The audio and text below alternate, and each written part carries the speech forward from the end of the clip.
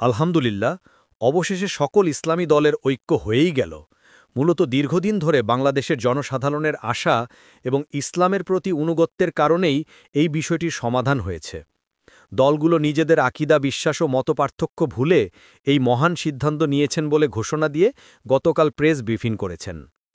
জুলাই সনদ বাস্তবায়ন, গণভোট এবং পিআর পদ্ধতিতে কোনো পরিবর্তন না আনার দাবিতে ৬ নভেম্বর গণমিছিল নিয়ে প্রধান উপদেষ্টা বরাবর স্মারকলিপি দেওয়ার কর্মসূচি দিয়েছে জামাতে ইসলামী সহ ৮টি ইসলামী রাজনৈতিক দল। দাবি না মানলে আগামী ১১ নভেম্বর ঢাকায় বড় সমাবেশের ঘোষণা দলগুলোর। আর আলোচনার মধ্য দিয়ে সংকট সমাধানে রাজনৈতিক দলগুলোর প্রতি সরকারের আহ্বানকে স্বাগত জানিয়েছে জামাতে ইসলামী। জুলাই সনদ বাস্তবায়ন ঘিরে সৃষ্ট জটিলতা নিরসন ও ৫ দফা দাবি আদায় পরবর্তী করণীয় ঠিক করতে রাজধানীর পল্টনে বাংলাদেশ খেলাফত মজলিসের কার্যালয়ে জরুরি বৈঠক করেছেন জামাতে ইসলামী আন্দোলন সহ সমনা ৮ রাজনৈতিক দলের শীর্ষ নেতারা। বৈঠক শেষে যৌথ ব্রিফিংয়ে বাংলাদেশ খেলাফত মজলিসের আমির মাওলানা মামুনুল হক বলেন, ৫ দফা দাবি আদায় অনড় দলগুলো ঘোষণা করেন পরবর্তী কর্মসূচি।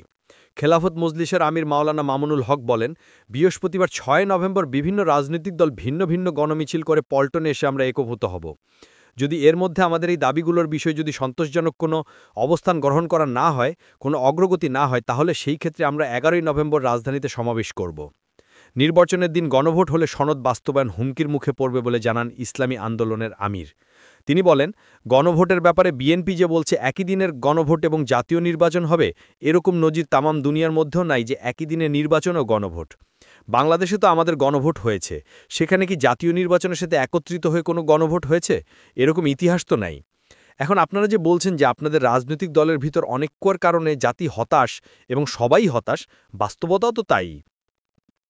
গণভোট ও জুলাই সনদ বিষয়ে সিদ্ধান্ত গ্রহণে রাজনৈতিক দলগুলোকে আলোচনায় বসতে সরকারের আহ্বানকে স্বাগত জানিয়েছে দলগুলো।